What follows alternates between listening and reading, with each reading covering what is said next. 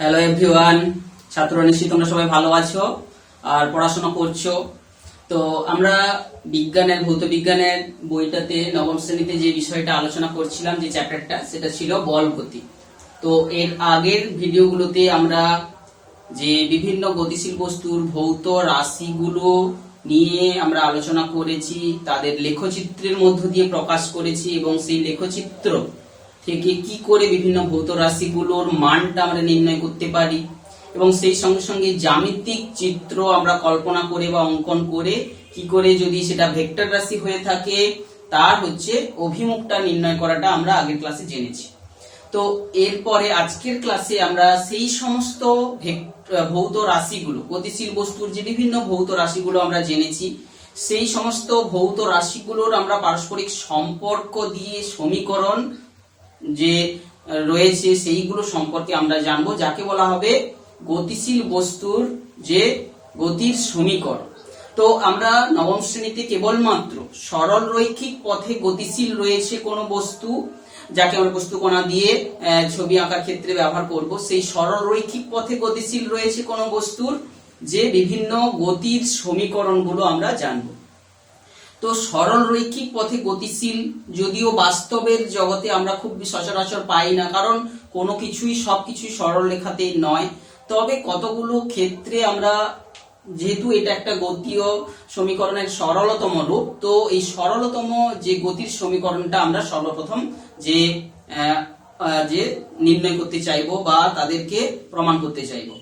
তো সরল রৈখিক পথে গতিশীলের উদাহরণ আমরা বলতে পারি কি, যদি সোজা রাস্তা বরাবর কোনো জায়গায় কোনো বস্তুর গতি হতে থাকে। তো বিশেষ করে আমরা সেই রকম উদাহরণ, বিশেষ করে অভিকর্ষের অধীনে কোনো বস্তু যখন পড়ে কিংবা অভিকর্ষের অধীনে যখন উপরের দিকে ছুঁড়ে দেওয়া হয় সোজা পথ বরাবর, তাকে সোজাসুজি যাতায়াত করতে দেখবো। তো এটা কিন্তু একটা যে সরল রৈখিক গতির দৃষ্টান্ত, কিংবা সোজা রাস্তা বরাবর প্লেন লাইন বরাবর যে গতিশীল রয়েছে, তো সেই যে সরল রৈখিক পথে গতিশীল বস্তুর যে দৃষ্টান্তগুলো আমরা বললাম, তো সেই রকম সরল রৈখিক পথে গতিশীল হলে সেই গতিশীল বস্তুর যে বিভিন্ন ভৌত রাশিগুলো সরণ কিংবা বেগ কিংবা ত্বরণ, সময় ইত্যাদির মধ্যে যে পারস্পরিক সম্পর্ক রয়েছে, সেইগুলো আগে আমরা এখানে বীজগাণিতিক পদ্ধতিতে কিন্তু আমরা এদের প্রমাণগুলো করব। সেই সমীকরণগুলো কিন্তু আমরা আগে থেকে লিখে রেখেছি, যে সমীকরণগুলো আমাদের প্রমাণ করতে হবে। যেমন S সমান VT, V সমান U প্লাস AT। তো এখানে সমীকরণটাতে দেখতে পাচ্ছ কতগুলো সিম্বল ইউজ করা হচ্ছে। তো আমরা জ্যামিতিক ভাবে এই সিম্বল গুলোকে বীজগাণিতিক পদ্ধতিতে প্রমাণটা করব। সঙ্গে সঙ্গে এখানে আমরা আরেকটা জিনিস দেখাবো, যে মাত্রাগতভাবে এই সমীকরণগুলো সঠিক কিনা। তো সেটাও দেখবো যে এটা সঠিক হতে বাধ্য, মাত্রার যে নীতি আমরা পড়ে এসেছি।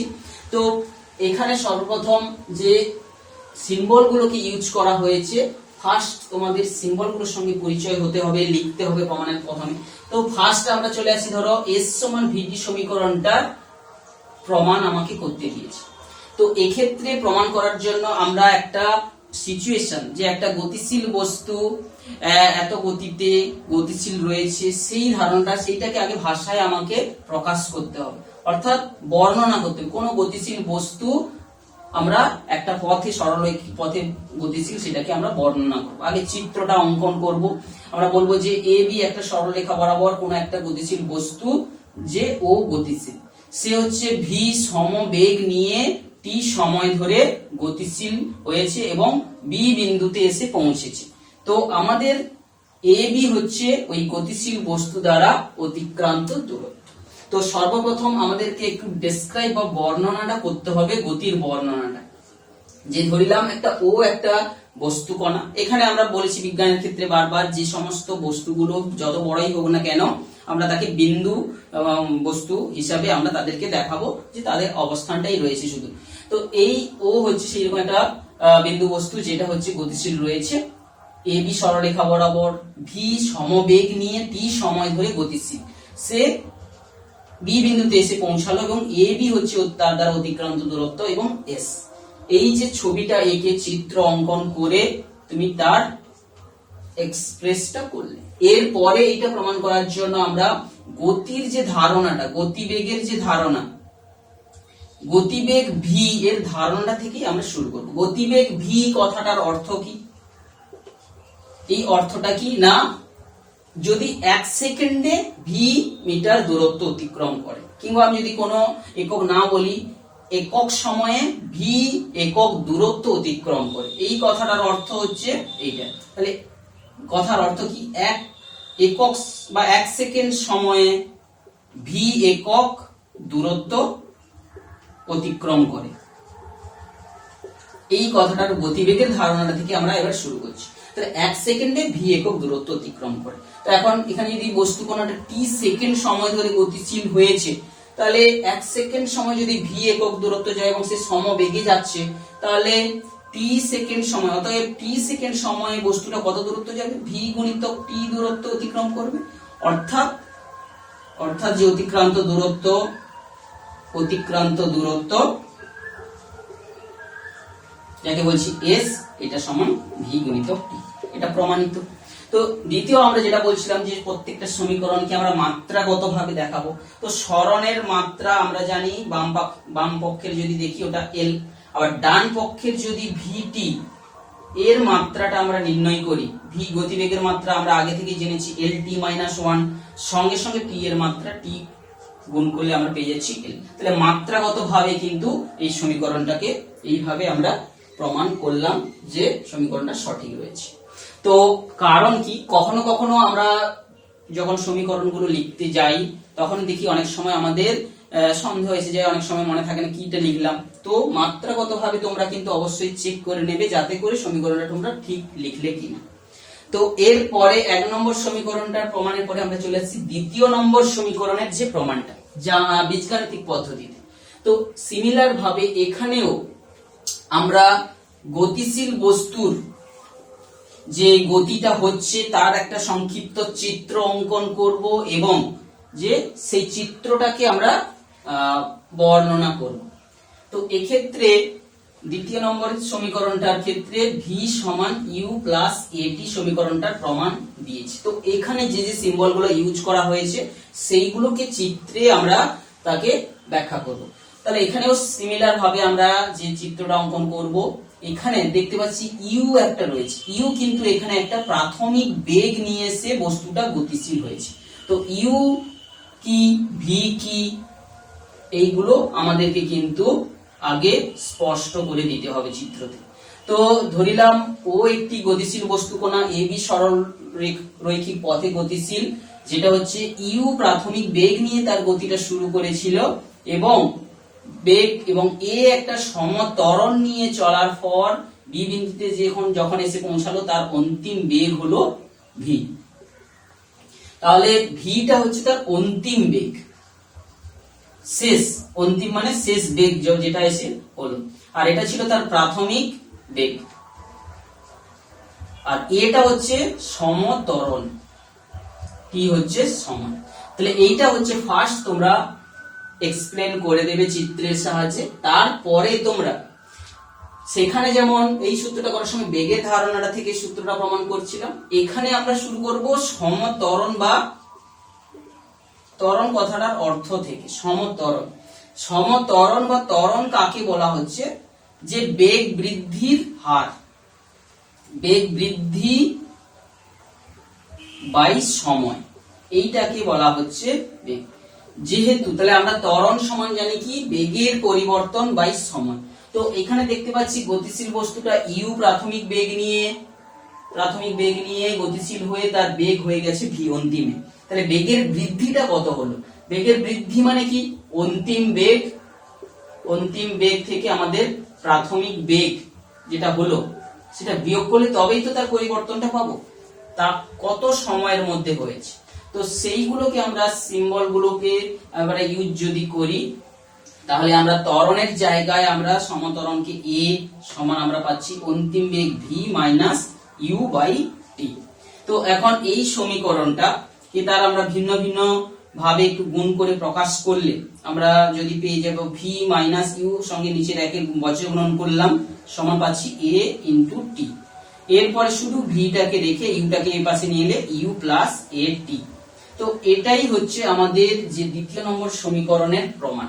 তো আমরা যে প্রথম যে সমীকরণটা করেছিলাম এই সমীকরণটাকে কিন্তু ভিন্ন ভিন্ন রূপে তোমাদের কখনো টাইম বের করতে দিতে পারে, টাইম সমান কি হবে s বাই ভি, কখনো কখনো তোমাদেরকে যদি ভি বের করতে দেয় ভি সমান s বাই টি, এইরকম আরো ভিন্ন ভিন্ন রূপে তোমরা কিন্তু লেখচিত্র গাণিতিক যে সমীকরণগুলোকে তোমরা জেনে রাখতে পারবে। যদিও তোমরা এটা নিশ্চয়ই সহজে অ্যাপ্লাই করতে পারবে, তবুও আমি জাস্ট মনে করিয়ে দিচ্ছি যে এই সমীকরণগুলো বিভিন্ন রূপে আমাদের থাকতে পারে। তো এই সমীকরণটাকেও আমরা ভিন্ন ভিন্ন রূপে প্রকাশ করতে পারি। তো এখন যে এই যে সমীকরণটার মাত্রাগতভাবে আমি দেখাবো যে সঠিক কিনা।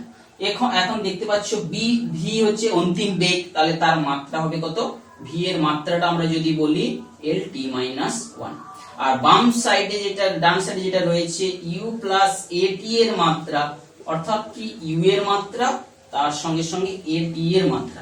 ইউ এর মাত্রা তো বেগের মাত্রা এল টি মাইনাস 1, আর তার সঙ্গে সঙ্গে এ টি এর মাত্রাও দেখতে পাবো এ হচ্ছে এল টি মাইনাস 2, ত্বরণের মাত্রার সঙ্গে সঙ্গে যখন সময়ের মাত্রাটা গুণ হবে তো দেখতে পাচ্ছ এল টি মাইনাস 1 হচ্ছে, আর এই ক্ষেত্রেও এল টি মাইনাস 1 এর সঙ্গেই মিলছে, অর্থাৎ এল টি মাইনাস 1, অর্থাৎ প্রত্যেকটা যে সমীকরণের প্রত্যেকটা যে রাশি রয়েছে, পদ রয়েছে যাকে বলছি প্রথম পদ দ্বিতীয় পদ, প্রত্যেকটা পদের মাত্রা কিন্তু একই হচ্ছে, অর্থাৎ দেখতে পাচ্ছি এটা মাত্রাগতভাবে এই সমীকরণটা কিন্তু সঠিক রয়েছে। তো কেন মাত্রাগতভাবে আমরা বারবার বলছি, কারণ কখনো অজানা সমীকরণ দিয়ে মাঝখানে কোনো ভৌত রাশিটাকে এমন দিয়েছে তার মাত্রা তোমাদেরকে বের করতে দিতে পারে, তো সেখানে তোমরা মাত্রীয় সমীকরণ এইভাবে লিখে কিন্তু বের করবে।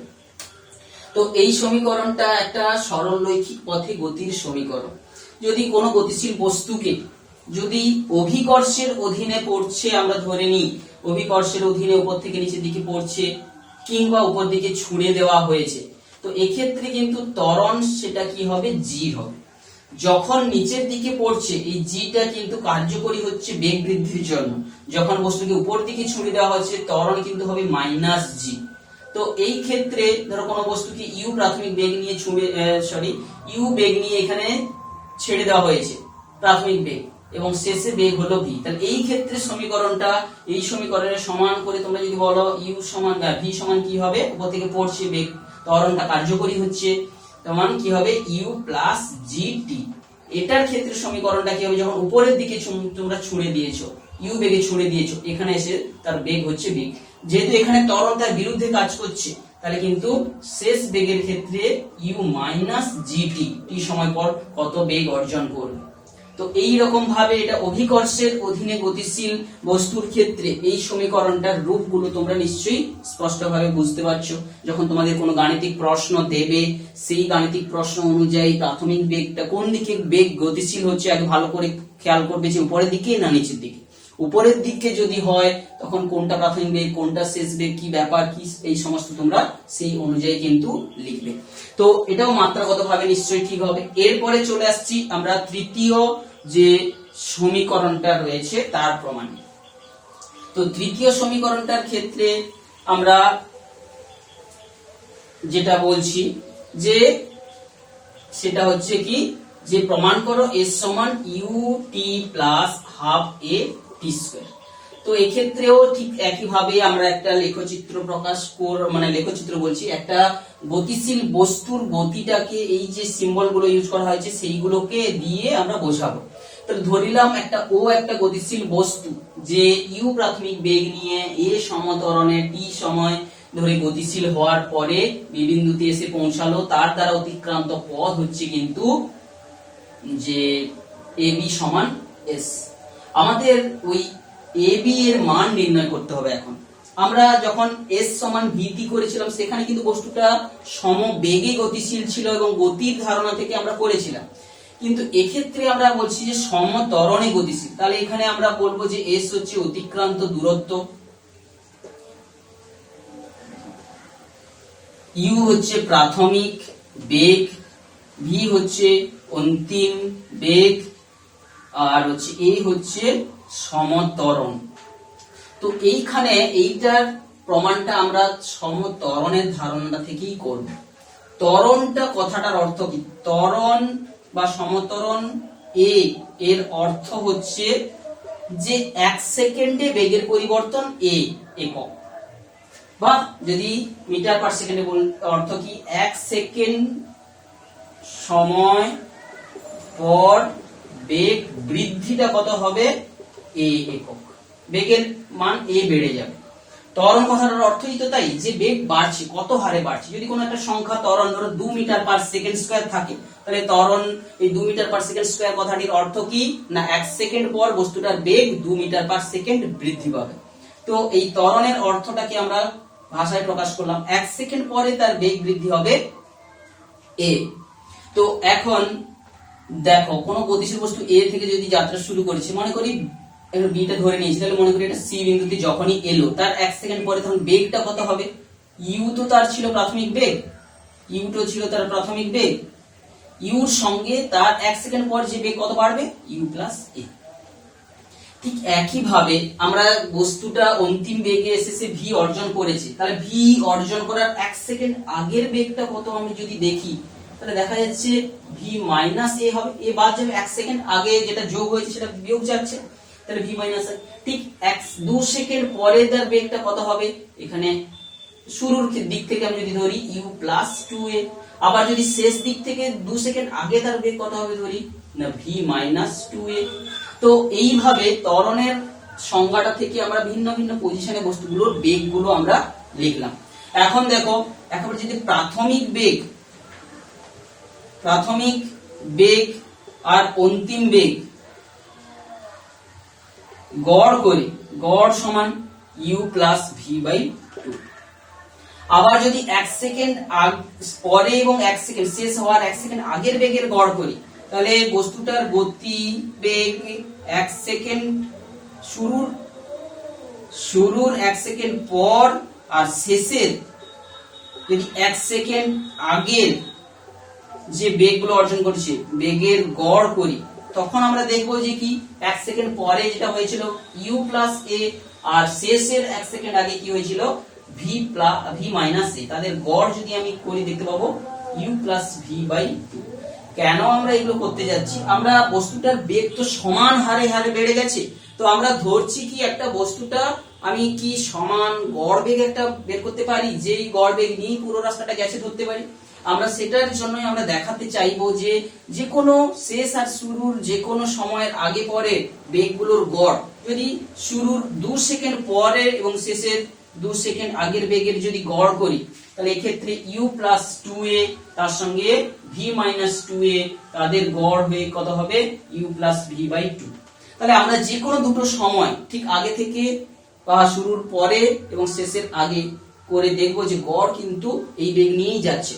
তাহলে আমরা ধরতে পারি কি, তাহলে আমরা যদি ধরতে পারি যে বস্তুটা একটা u প্লাস v বাই 2 গড় বেগ নিয়ে পুরো ab রাস্তাটাই গেছে, নিয়ে গতিশীল হয়েছে। তাহলে এই গড় বেগ নিয়ে যদি গতিশীল হয়, তার দ্বারা আমরা গড় বেগ একটা নিয়ে যখন সে সুষম বেগ নিয়ে যায় তখন তার দ্বারা অতিক্রান্ত দূরত্ব, তাহলে বস্তুর দ্বারা অতিক্রান্ত দূরত্ব s সমান গড় বেগ গুণিতক সময় আমরা বসাবো, গড় বেগে কি পাবো u প্লাস v বাই 2 গুণিতক t। তো এখন কোন বস্তু যখন বেগ v অর্জন করে a সমত্বরণ নিয়ে t সময় ধরে যাওয়ার পর তার যে সমীকরণটা আমরা তো আগেই বের করেছি v সমান u প্লাস at, তো ওইটার মানকে যদি আমরা এখানে বসাই u প্লাস v এর জায়গায় যদি আমরা u প্লাস at বসাই এবং তাকে t দিয়ে গুণ করি, দেখতে পাচ্ছ যে 2u প্লাস at বাই 2 গুণিতক t। তো এই t টা গুণ করে দিয়ে 2 কে দিয়ে ভাগ করলে আমরা পেয়ে যাবো ut plus half a t square. তো এইভাবে কোনো একটা গতিশীল বস্তু যে সুষম ত্বরণ নিয়ে গতিশীল হয়েছে, সেই সুষম ত্বরণটাকে আমরা একটা গড় বেগে গেছে ধরে বের করে দেখালাম এবং সেই গড় বেগ এবং সময়ের গুণফল দিয়ে কিন্তু আমরা এই সমীকরণটাকে প্রমাণ করতে পারি। তো এইভাবে তোমাদের এই প্রমাণগুলো কিন্তু খুব সংক্ষিপ্ত ভাবে পড়বে। তো এক্ষেত্রেও এরপরে আমরা চলে আসবো যে এই যে রাশিমালাটা পেলাম এটাও কিন্তু মাত্রাগতভাবে একই হবে। দেখো u আর t এর মাত্রা যদি তোমরা বের করো, u আর t এর মাত্রা কি হবে দৈর্ঘ্যের মাত্রার সঙ্গে সমান, কারণ u হচ্ছে lt - 1 আর t হচ্ছে t। এদের মাত্রা বের করলে তোমরা পেয়ে যাবে এল পেয়ে যাবে। ঠিক একইভাবে হাফ এ টি স্কোয়ার এর মাত্রা তোমরা যদি বার করো, মাত্রাগত ভাবে আমরা দেখাচ্ছি, হাফ একটা ধ্রুবক রাশি, এর মাত্রা সাধারণত হবে কত 1, আর এ হচ্ছে এল টি মাইনাস 2, আর টি স্কোয়ার এর মাত্রা টি স্কোয়ার, তাহলে এল। তাহলে মাত্রাগত ভাবে দেখছো প্রত্যেকটা দৈর্ঘ্যের মাত্রাকে নির্দেশ করে। এখন সরণ যে কতটা পথ অতিক্রান্ত করেছে, এখন দেখছো যেটা সরলরৈখিক পথে গতিশীল, যেহেতু এক্ষেত্রে অতিক্রান্ত দূরত্ব এবং সরণ একই বিষয়কে নির্দেশ করবে, অর্থাৎ সরণ হোক অতিক্রান্ত দূরত্ব মাত্রার সঙ্গে সমান হচ্ছে। তো এরপরে চলে আসবো আমরা যে চতুর্থ যে সমীকরণের প্রমাণে। চতুর্থ সমীকরণটাতে যা রয়েছে সেখানটায়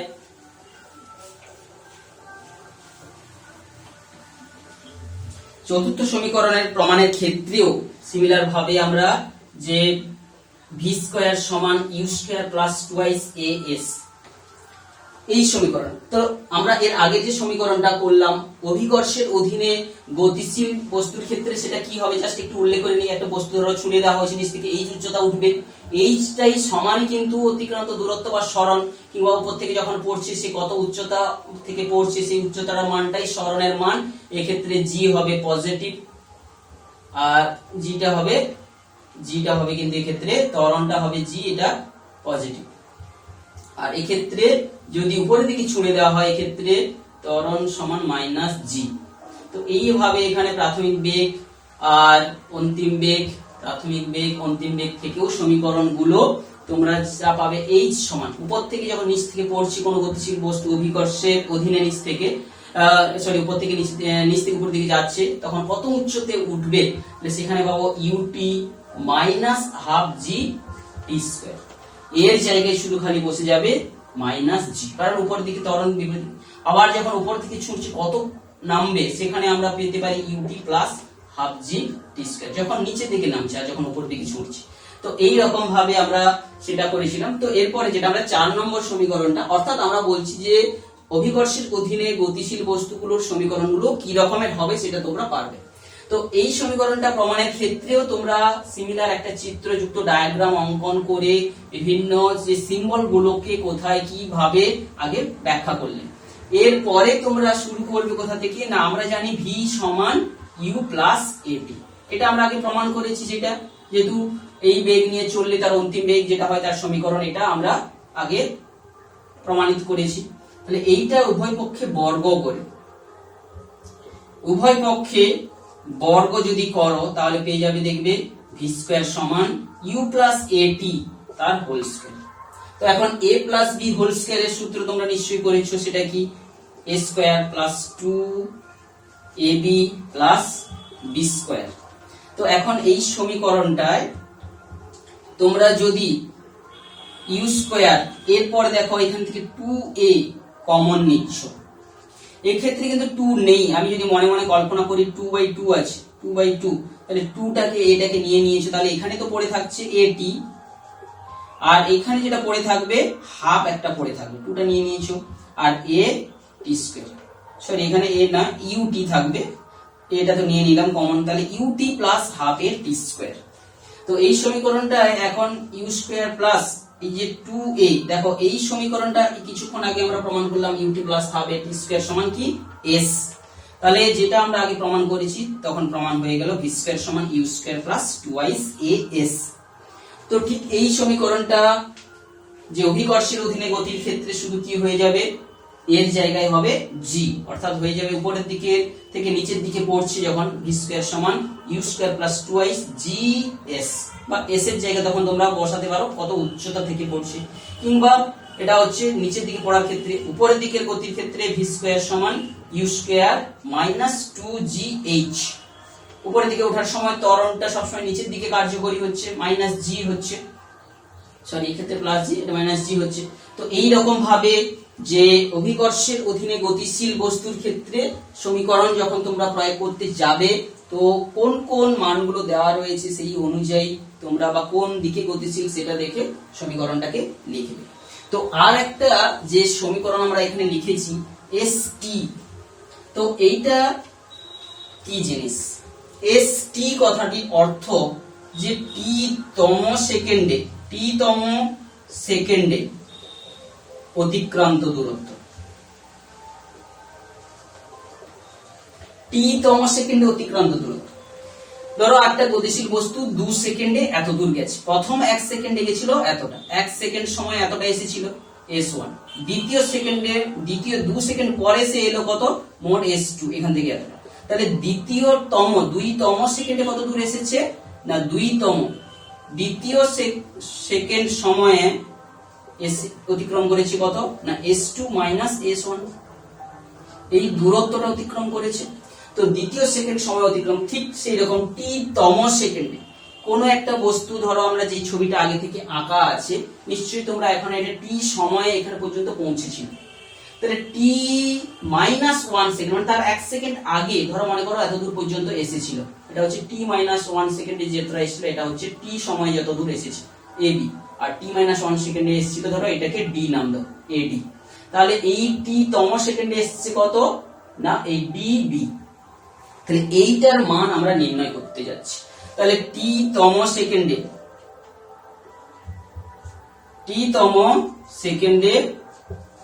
অতিক্রান্ত দূরত্ব, সেটার মানটা কি করে বার করব না, টি সময়ে অতিক্রান্ত দূরত্ব, যাকে আমরা সাংকেতিক আকারে এস টি বলতে পারি, অর্থাৎ এই যে টি এর একটা ফাংশন, অর্থাৎ এই সমীকরণে যেটা চলরাশি রয়েছে, যে কারণ ইউ তো একটা প্রাথমিক বেগ যেটা ছিল সেটা ধ্রুবক, এ সমতলে এটা একটা ধ্রুবক, তাহলে এটা একটা ফাংশন অফ টি। তাহলে টি সময়ের অতিক্রান্ত দূরত্ব থেকে আমরা বিয়োগ করব টি মাইনাস 1 সেকেন্ডে অতিক্রান্ত দূরত্ব, টি মাইনাস 1 সেকেন্ড। তাহলে টি এর জায়গায় এই সমীকরণে মাইনাস টি মাইনাস 1 বসালে যে সমীকরণটা পাবো, তাহলে এই সমীকরণটাকে আমি একটু দূর থেকে লিখছি, এস টি সমীকরণের জায়গায় পাচ্ছি UT plus half a t square বিযুক্ত এই এস টি মাইনাস 1, টি যেখানে যেখানে আছে সেই জায়গায় আমি বসাবো টি মাইনাস 1। তাহলে যেহেতু এটা মাইনাস টি মাইনাস 1 বসাতে হবে, আমি দ্বিতীয় বন্ধনী দিয়ে শুরু করলাম, ইউ ইন্টু টি মাইনাস 1, টি যেখানে যেখানে আছে টি minus 1 plus half a T minus 1 তার হোল স্কয়ার। তো এই সমীকরণটাকে আমরা বলছি যে টি তম সেকেন্ডে অতিক্রান্ত দূরত্বের সমীকরণ। তো এই সমীকরণটা একটু সিম্পলিফাই করলে তোমরা পেয়ে যাবে UT plus half a t square minus ব্র্যাকেটের মধ্যে রেখে গুণটা করো, ইউটি মাইনাস ইউ, তারপরে হচ্ছে প্লাস হাফ এ, এইটা স্কয়ারে ভাঙলে square minus 2b plus b square, অর্থাৎ টি স্কয়ার মাইনাস 2t প্লাস 1 এটা পাবে। এরপরে আরেকবার স্টেপটা করে নাও, u t plus half a t square minus, তো এই সঙ্গে সঙ্গে গুণটাও করতে পারো, u t minus minus a plus u plus minus a minus half a t square. এখন plus minus a minus minus আর এর সামনে মাইনাস এ প্লাস, তাহলে 2a, তাহলে শুধু হয়ে যাবে এটি, হাফ এ এর সঙ্গে যখন 2t গুণ করবে এটা হবে এটি, হবে মাইনাস এটি আর সামনে মাইনাস এ প্লাস এটি, আর এটা হবে মাইনাস হাফ এ, কারণ এইখানে প্লাস এর সঙ্গে মাইনাস গুণ হয়ে minus, minus a plus A plus half এ। তো এইভাবে তোমরা সমীকরণটাকে একটু ভেঙে ফেললে। এরপরে দেখো ইউটি কেটে যাচ্ছে, হাফ এ টি স্কয়ার কেটে যাচ্ছে, থাকছে শুধু এই তিনটা, থাকছে শুধু ইউ প্লাস এটি মাইনাস হাফ এ। তো এখান থেকে ইউ প্লাস, তোমরা যদি হাফ এ কমন নাও, দুজনের কাছে এ আছে, হাফ একটা তুমি কমন নিলে, তাহলে এখানে তো হাফ ছিল না, তাহলে এসে যাবে 2t মাইনাস 1।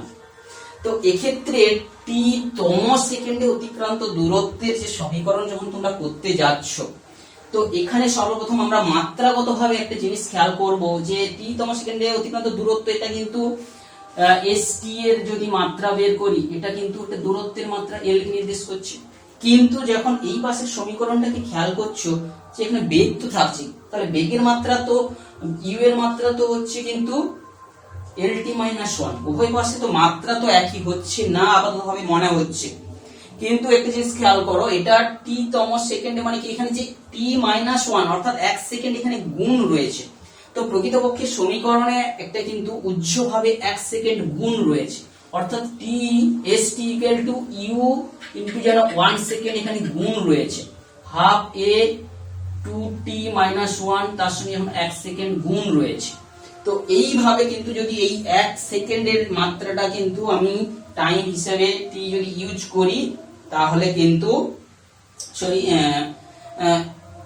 টি গুণ করি, তাহলে কিন্তু এই যে দেখো ইউটি ইউর সঙ্গে যখন 1 সেকেন্ডের মাত্রাটা করব lt মাইনাস 1 এর সঙ্গে সঙ্গে টি করলে তখনই কিন্তু মাত্রাগত ভাবে সমীকরণটা কিন্তু সঠিক হবে। তোমরা এটা ভালো করে বুঝতে পারবে। তো এই ছিল কোন সরলরৈখিক পথে গতিশীল বস্তুর যে গতির সমীকরণগুলো, যেগুলোকে আমরা বীজগাণিতিক পদ্ধতিতেই কেবলমাত্র এখানে প্রমাণটা করলাম। এই ছোট ভিডিওটাতে তোমরা যে প্রমাণগুলো তোমরা দেখলে এইগুলো কিন্তু নিশ্চয়ই বইতে থেকে তোমরা খুব সহজেই করতে পারবে। তো এখানে তেমন কোনো জটিলতা নেই, তোমরা নিজেরা দক্ষতার সঙ্গে ধীরে ধীরে যদি খাতাতে নিজেরা করো এর প্রমাণগুলো তোমরা পারবে। সঙ্গে সঙ্গে এই যে সূত্রগুলোকে যখন কোনো তোমাদের গাণিতিক প্রশ্ন পড়বে সেখানে কিন্তু তোমাদের প্রয়োগ করতে হবে, এবং সেখানে যে কোনো গাণিতিক প্রশ্নটা পড়ে প্রথমে তোমরা কাল্পনিকভাবে একটা প্রেক্ষাপটকে চিন্তা করে সেখানে প্রাথমিক বেগ কত, সময় কত, অন্তিম বেগ কত, কোন কোন তথ্যগুলো দেওয়া আছে সেইগুলোকে আগে লিখতে হবে। তো একটা কাল্পনিক বা ডায়াগ্রাম তোমরা অঙ্কন করে সেইগুলো লিখে সেই সূত্রের জন্য বা যেটা অজানা রাশি বের করতে দিয়েছে সেই অজানা রাশিটার জন্য কোন সূত্রটা এখানে অ্যাপ্লিকেবল হবে প্রয়োগ করতে হবে, কিংবা সেই অজানা রাশিটাকে একটা সমীকরণ দিয়ে বের করা যাবে কিনা, দুটো সমীকরণ থেকেই সেটাকে বের করে আনতে হবে, সেটা তোমরা যত প্র্যাকটিস করবে নিশ্চয়ই তোমরা পারবে। তো এইভাবে তোমরা এই ছোট ক্লাসটাকে দেখে নাও।